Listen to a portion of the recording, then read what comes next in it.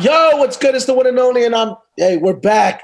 I'm joined right now by the one and only Fredo Bang, fresh off of his new project, In the Name of G, Still Most Hated. What's good? What's popping? What's going on with you? Yeah, I'm a rock real. I don't use like baby that scared name of GP and time money don't make no sense to speak. Yeah. Oh, you got to teach me how to do that, bro. That is a fucking ill-ass drop, bro. You know what I mean? Yeah. But y'all from Texas, y'all got all the lingo. Man, you made that shit sound so cool, man. I've been watching your interviews sometimes, and I'm like, I can't keep up, bro. I can't keep up. But yo, hey, let's talk though, bro. You got this new project out, bro. I heard it, man. It's jamming, it's banging, bro. Let's talk about it real quick. How you feeling now that this new project is out, man? Still most hated. I'm happy with it because at the end of the day, it was just a filler. It wasn't really a real project. It was just a filler to get like to feed my fans something until I drop my album. So I feel like my fans happy, so I'm happy. Yeah, man. I saw that the single with Dirk that you dropped, it hit the trending on YouTube, man. So for it being a filler, man, that's a flex, bro. You know what I'm saying? That's a big flex. But it's a prelude to the album because you got an album coming soon, right? Right, definitely.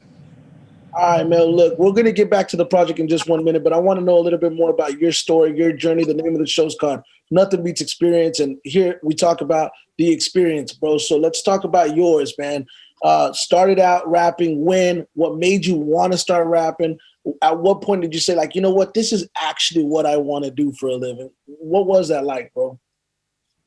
I started rapping at like 13, whatever, and I always wanted to do music and stuff. But as far as like me making money off of stuff, I ain't make no money off of it until I came home. Yo, so let me ask you something. Whenever you started rapping, like, well, first and foremost, there's nothing else that you wanted to do other than rap. Like, you never wanted to be a ball player. You never wanted to be anything else. I wanted to play baseball. I wanted to learn how to cook. I wanted to learn how to work on cars. I wanted to do a lot of things, but until I found out they don't make no money. Well, hey, so look, you decided to get into rapping. You're young. Uh, did you ever have any other rap names? Was it always Fredo Bang, or did you go by anything else at any point? When I first started, my name was Wildlife Fred because we used to call out the click Wildlife. Yeah, we used to throw up a W in the L.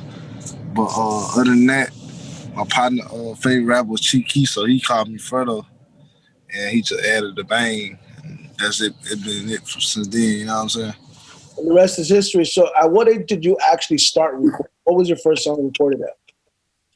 Man, it was a song called Fire. Fire. Something called like Fire. How old were you, man? 13, 14. Boy, man. So you've been at it for a minute, then, man. Yeah, a little minute. Hey, man, you know they always say that overnight successes are usually 10 years, man. That usually takes 10 years to be an overnight success. So you know how that goes. But I know you were away for a while. You got locked up for, I want to say, what, 2 years, 2.5 years? 2.5. So look, I wanted to ask this because this is something for me. You know, I was sharing the story the other day with a friend of mine. I was talking to him about how whenever I was working a day job, man, all I would do was daydream about, going back to doing events because I had been doing events prior, putting on concerts, putting on shows, and just being closer to the music. I know that you probably had to feel like helpless at times being in there because the time was just running like slow. You're just there looking at the same shit every day. But at any point, you just like, were you envisioning success while you were there? Did you say, like, were you daydreaming? Were you visualizing, like, when I get out, I'm a pop off and this is really gonna happen? Nah, I'm a type of person I got to see to believe it. So it was always a goal and a want for me. It was never like, okay, this gonna happen for sure when I get home. I never think like that. I don't never have that in my brain. You know what I'm saying? So whenever you did get out, what did that look like? Were you just like, did you go right to the studio and or like did it just Yeah. pop? Actually, I ain't let nobody know I was home for 2 weeks, and I recorded and shot videos. So I was like, when I do let people know I'm home, I need to capitalize off the attention because I knew I was gonna have a lot of attention on me, and people want to know what I had to say. So I wanted to capitalize on it as soon as I could. So the same day I let everybody knew I was home, it was the same day I dropped my first video.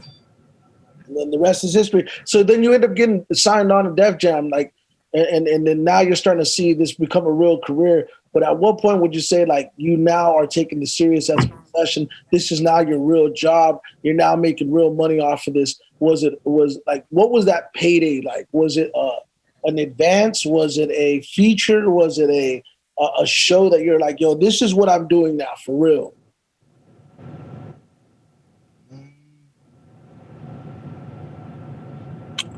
I mean, I'd probably say when I first came home and I started getting like features and stuff, the signing too, the first advance, but I ain't want to go back to the streets or sell drugs and then so I was like, man, this is what it is. This is what I gotta do. This is what I'm into. This is what I gotta squeeze this and make something out of this. You know what I'm saying? This is what it is.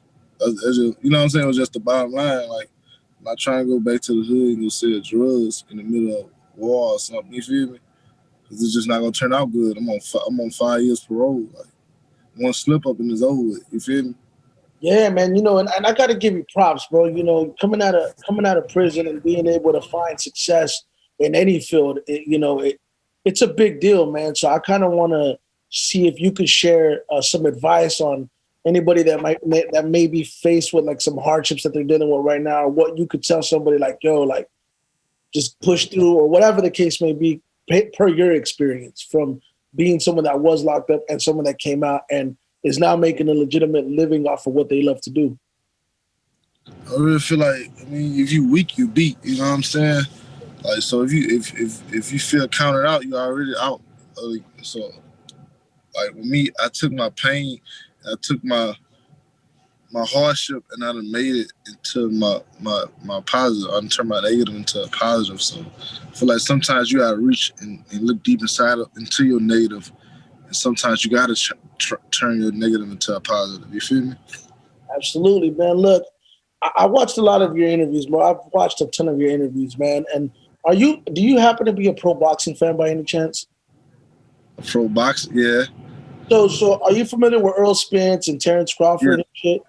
yeah. So, and I never want to be the interview that asks you all the same shit that everybody else asks you, but I wanted to ask you just from a one-on-one, like anytime you hear Earl's name mentioned, Terrence Crawford's name's mentioned. Anytime you hear Terrence Crawford's name mentioned, he gets asked about Earl. I feel that way sometimes about you and NBA. Like every time you do an interview, it always like NBA, and like I want to know, do you get tired of the shit? That's the first question, right?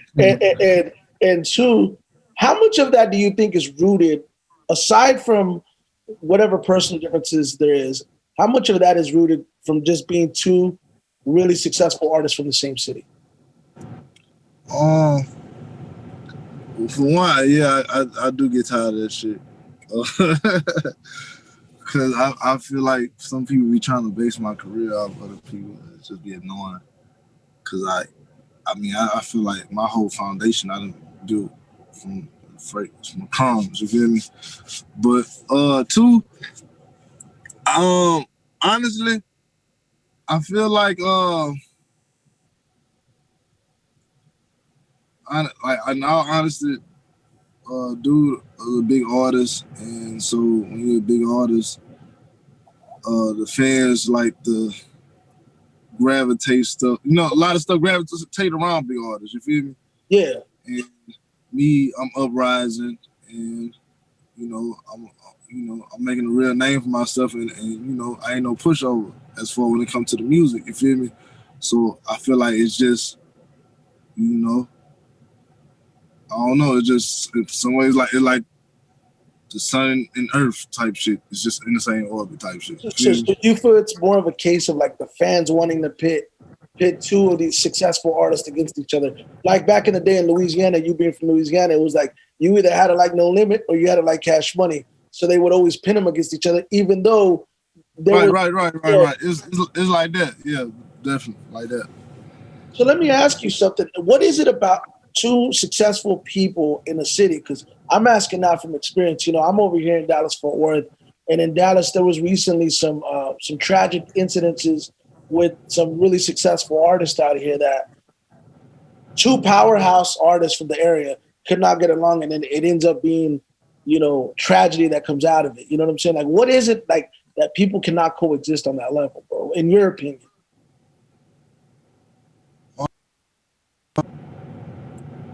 Honestly, I can't really speak for other people because me personally, I don't give a fuck about people. You feel me? Like I don't let nobody else like. I'm the type of person like you mind your own, you let alone, right? So if a person don't affect my money or the way I live, I don't have no problem with you. What you say, what you got going on, it ain't my business. It's on you. You feel me? So me, I can get along with anybody who get along with me. You know what I'm saying? So I can't really speak on other people in their situations, how they feel. You know, some people, I don't know. Some people like to focus on other people. Some people like to speak on other people. Some people ain't got no job. Some people ain't getting no money, so they ain't got nothing to do but to focus on other people. You feel me? It's just other people got different priorities. You know what? That's what I love about you, Fredo, man. I've been watching these interviews on you, man. You handle yourself with so much grace, and like you really just don't give a shit about anything other than your career, bro. And as someone that's been around as long as I've been around, bro, like I want to see you continue to keep that mindset, bro. Like fuck everybody, bro. Like honestly, like when it comes to like quote unquote ops, just focus on the goal, and you do a great job of doing that, bro. So salute to you on that. Let's talk about some stuff that you got going right now. Got a clothing line that you're about to drop, or is it already out? No, it's already out. Bang Biz Clothing. You can find it at bangbizclothing.com online.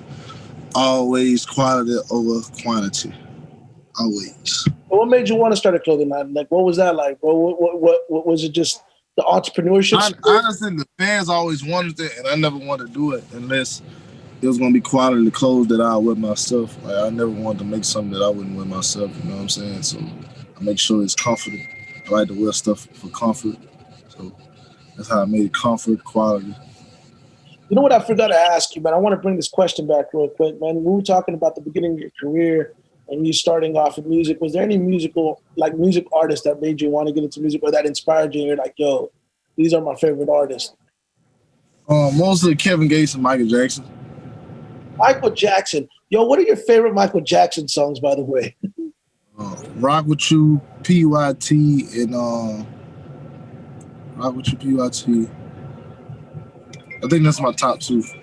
Yo, yo, and I think it's dope that you had the opportunity to collaborate with Gates and really make that connection happen. Obviously both of you guys being from the same city is big, bro. So that's fire, man. So let me ask you, what's next? What you got coming up? What's the future hold for Fredo Bang? As right now, shit, I'm just preparing. I'm just about to release another visual off my project. I just released Soul Crime. I'm about to release doing my dance with Moneybag Yo, the visual off the project, and then I'm gonna move into dropping my album Murder Made Me. Drop some visuals, and then I'm gonna release that. So let me ask you, man. We're from, I'm out of Dallas Fort Worth. Dallas is your top streaming city. So can we convert you to a Dallas Cowboys fan, bro? No, indeed. Hey, but let me ask you though. We were talking off the record about the Super Bowl. You said you got Tom Brady, and you said if Tom Brady wins the Super Bowl, you're gonna name your son after him. Is that true? Yeah. If Tom Brady won Super Bowl, I'm gonna name my son Tom Brady. Or is he the GOAT? Huh? Is he the GOAT? He's the greatest quarterback to touch the field ever. Or none. I think he might be the best football player of all time, bro. I mean, you can't really put a name best football player because every other player do it different ways. You know what I'm saying? And the one football player can't just win the whole game. You know what I'm saying? Unless they just sitting there taking it in their whole time. You know? Yeah. Well, look, man, I don't want to take up too much of your time, man. Look, your project's out in the name of G, still most hated. Y'all make sure to stream it. Support my man, Fredo Bang. You know what I'm saying? Hey, look, I got to get you out of here. I got to get you in studio and actually do the interview in studio. I know that you're moving around and we had some technical issues here and there, but I appreciate you joining me, bro. I appreciate you doing what you're doing, man. Keep it up and just keep on pushing, bro. Like, seriously, like, I love everything you got going right now, man. Appreciate you, fool. All right, hey, do me a favor though. I need something from you, so stay online real quick, and we out though. But that's Fredo Bang right there. Follow him on Instagram at Fredo Bang. You already know what it is, man.